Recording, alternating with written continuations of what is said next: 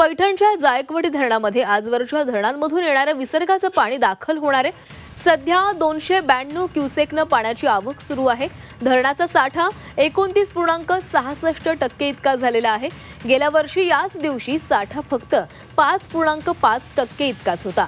मराठवाड्याची तहान भागवणाऱ्या जायकवाडी धरणात यंदा पावसाळ्याच्या सुरुवातीलाच पाण्याची आवक सुरू झालेली आहे। गोदावरी नदीच्या पात्रामध्ये नाशिकसह इतर धरणांमधून विसर्ग सुरू आहे, त्यामुळे आजपासून जायकवाडीत पाण्याची वाढ होणार आहे।